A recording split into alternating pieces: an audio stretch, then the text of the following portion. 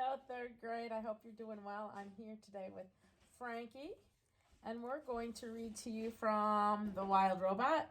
We are picking up on page 46, and we're going to read pages 46 through page 50.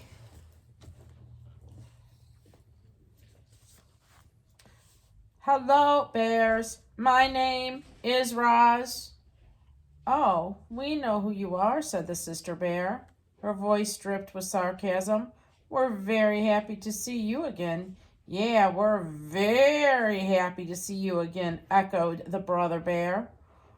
Why do you always repeat what I say, said Sister Bear to her brother. It's so annoying. I was just backing you up. Let me do the talking. Fine, you don't have to be so mean about it. The bickering bears were interrupted by the robot's friendliest voice.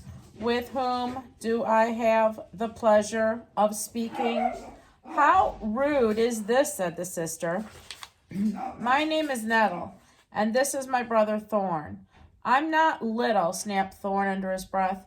It is lovely to meet you both, said Roz, but I am afraid I really must be going. And I'm afraid you cannot do that. Nettle stepped into Roz's path. My brother and I, we don't like monsters. I am not a monster. I am a robot. Whatever you are, we don't like you, said Thorn. We hear you've become very comfortable on our island, said Nettle. Now we're going to make you very uncomfortable. Yeah, we're going to make you very uncomfortable. Stop repeating me, Thorn. Poor Roz was now in serious trouble. The bears were closing in on her, but she couldn't run, she couldn't hide, and she couldn't fight. The robot didn't know what to do, but before she could do anything, there was a loud squawk and a streak of feathers. Stay away from my mama, Bright Bill swooped down and skittered to a stop between the robot and the bears. And the rumors are true, Nettle laughed. There really is a runty gosling who thinks the robot is his mother. How could anyone ever be so ridiculously stupid? Do yourself a favor, Gosling, and fly away before you go get hurt. She is right, Bright Bill, said Roz. Please let me handle this. But the gosling stood his ground. He spread his wings and hopped around, ready to defend his mamma. The bears roared with laughter. Then, with a flick of her paw, Nettle sent Bright Bill tumbling over the ground, over and over, until he flopped on his back and stared up at the sky, stunned. This is our island, snarled Nettle, and it's time for you to go, growled Thorn. Roz made herself as big as possible. She banged her chest and roared wild, angry sounds. But the bears were not intimidated. They roared right back, and then they attacked. Nettle pulled Roz into a fierce bear hug while Thorn clawed at her legs. The robot tried to shake free, but the bears would not let go of their prey, not this time. A cloud of dust bloomed around the trio as they thrashed closer to the edge of the cliff. All of a sudden, something burst out from the trees and onto the open cliff top. Mother Bear. She was gigantic, like a mountain of golden fur, and she was furious. It seemed like this would be the end of our robot, but Mother Bear wasn't there to join the fight. She was there to break it up. Nettle, Thorn, get over here this instant. The young bears should have listened to their mother. Instead, they pretended not to hear. Nettle slashed at Roz's body, and Thorn began wrestling with her foot. He grabbed the foot with both paws and forced it up from the ground. Then, with every ounce of his strength, he twisted the foot around. Reader, the following events happened very quickly. First, there was a strange thwop sound as the robot's right foot popped off of her leg and sailed through the air. Then everyone toppled over. Nettle and Roz fell sideways along the edge, but Thorn fell backwards and tumbled right off the cliff. Do you know what the most terrible sound in the world is? It's the howl of a mother bear as she watches her cub tumble off a cliff. Mother Bear's howl was so startling that it snapped Bright Bill right out of his stupor. Her howl was so powerful that it shook Roz's entire body. Her howl was so loud that the animals heard it clear across the island, but there was no reply from Thorn. Mother Bear's howl slowly faded, and she wilted to the ground. Roz watched her detached foot sail over the edge of and plummeted down to the shore below. It fell past circling seagulls, smashed off a rock, and disappeared into the waves. And that's when the robot noticed something furry dangling from the cliffside. Thorn. His full weight hung from the tree that was rooted to the rock wall. He gripped the tree tightly in his jaws and looked up at Roz with wide, frightened eyes. Here's a bear. Here's the bear Thorn holding on with his mouth hanging on to the branch. I see Thorn, shouted Roz. Grab my legs quickly. Mother Bear and Nettle scrambled to their feet. Each bear took a leg in her mouth, and together they slowly lowered Roz headfirst down the cliff. Thorn whipped through the clenched teeth as he watched the robot approach. Then he felt her strong arms wrap around him and heard her booming voice holler, "Pull us up!" Then Thorn let go of the branch and cried, "Please don't drop me, Roz. I don't want to die." "Do not worry," said the robot. "I will not drop you." The next few moments seemed to drag on and on. Mother Bear and Nettle kept pulling on Roz's legs, and more of the robot slowly came into view until a furry golden head appeared, and Thorn leaped into the embrace of his family. The parade. "Does it hurt?" Brightbill touched the smooth surface where his mother's foot used to be. "No, it does not hurt," says Roz, "but it will be difficult for me to walk." The bears huddled behind the gosling and stared at the robot stump of a leg. Nobody understood how a foot could pop off like that, or how Roz could remain calm. "Roz, I'm sorry my cubs attacked you," said Mother Bear. "Sometimes they're completely out of control." "It is okay. You know how they are at this age." "I can't thank you enough for saving Thorn. I promise my cubs will never bother you again. Isn't that right?" "Yes, Mother," said Nettle and Thorn together. The robot tried to walk. She bobbed up and down on her uneven legs, which worked well enough on the flat surface of the cliff tops. But once she entered the forest, her problem became clear. The smooth stump had no grip, and it slipped around on the forest floor. So Roz tried hopping on her good foot. She took a few crunching hops and then clung to a tree trunk. A few more hops and she crashed into the undergrowth. "I'm really sorry I broke off your foot," said Thorn as he helped the robot up from the weeds. "I forgive you," said Roz. Whether she is capable of forgiveness and true forgiveness is anybody's guess, but they were nice words, and Thorn felt better when he heard them.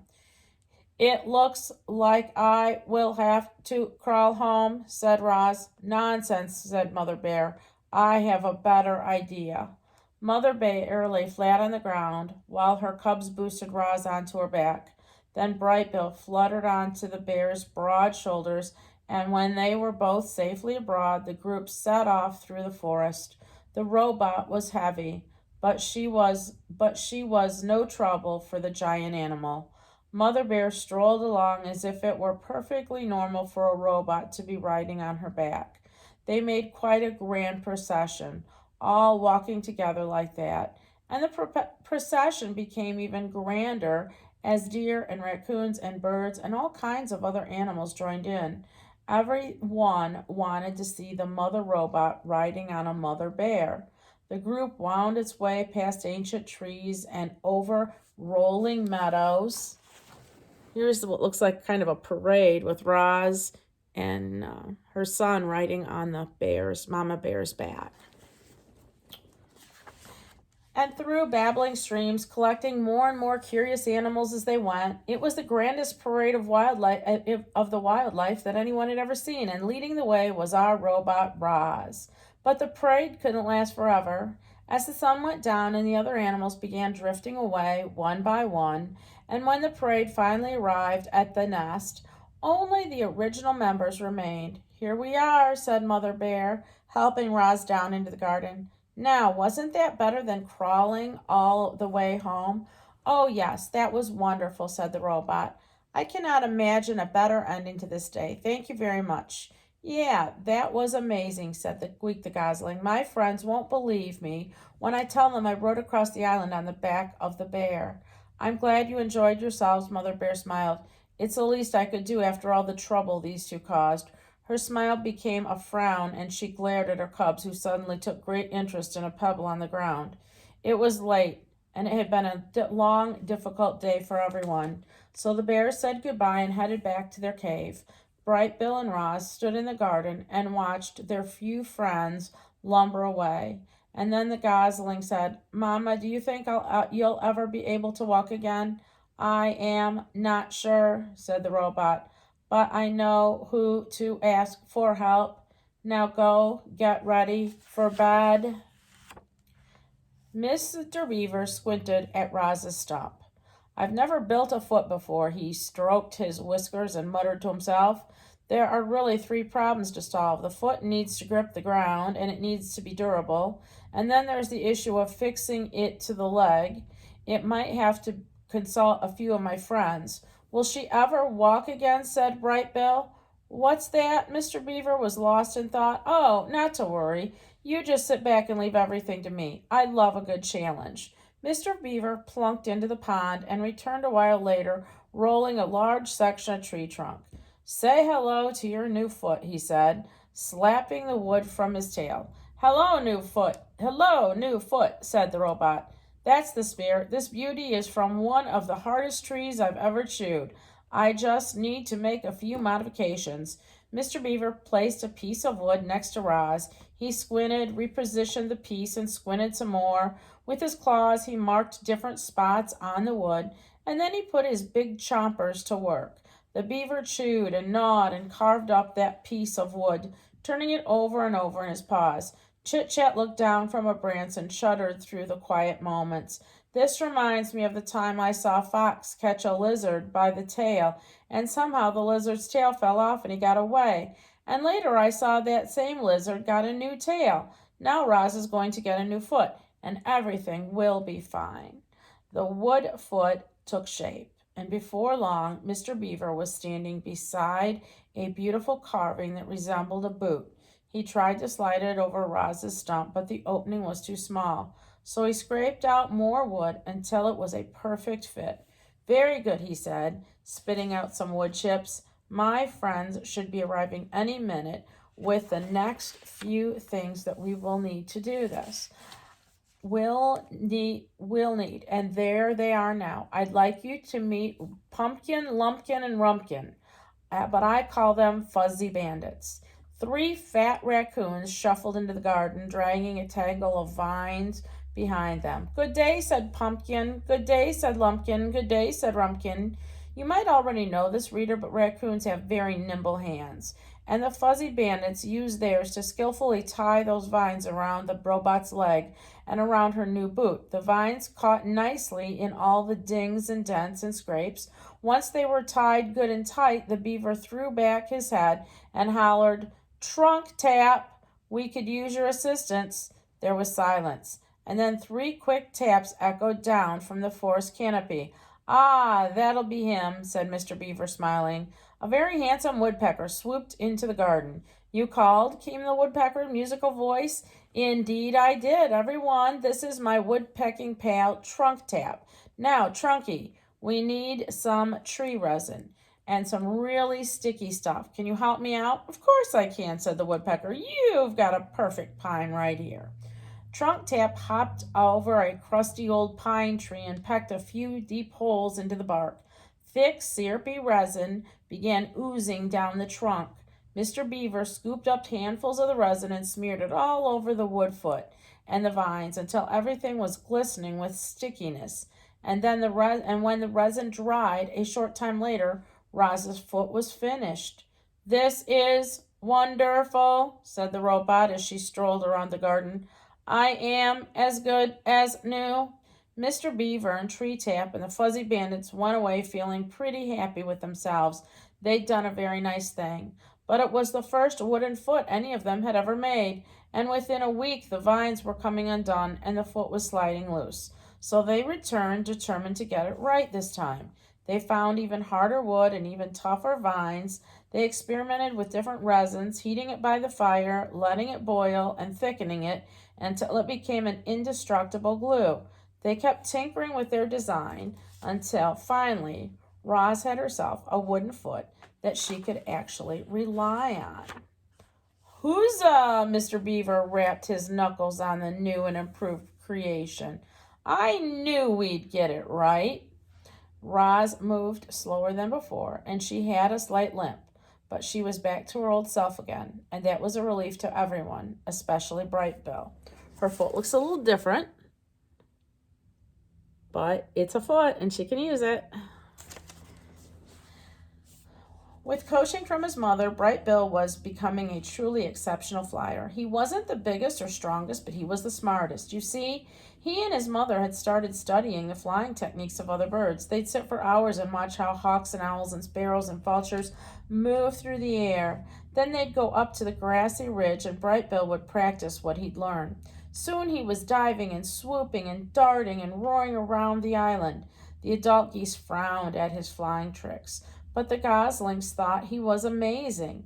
Each morning, a gaggle of them would wait on the water for Bright Bill to lead them into the sky, and then, a few hours later, he'd return home to Roz, shaking his tail feathers and honking about his latest airborne adventures.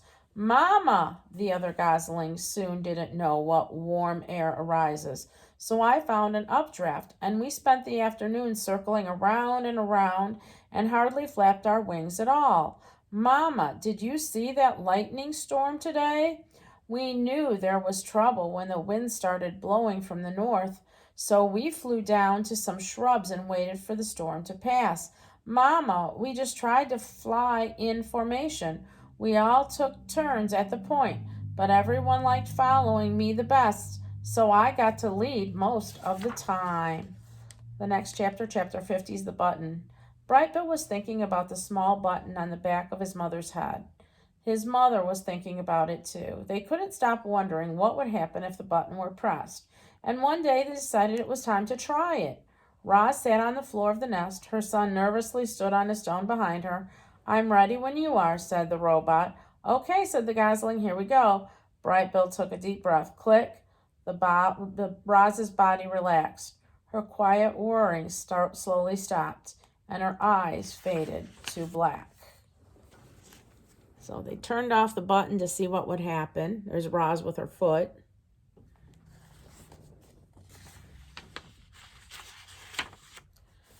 Mama, can you hear me? There was no answer. Bright Bill waddled around and looked at his mother's face. Her strange spark of life had gone out. The gosling had never felt more alone in his life. He was ready to switch her back on. But what if she didn't wake up? What if she woke up and was different?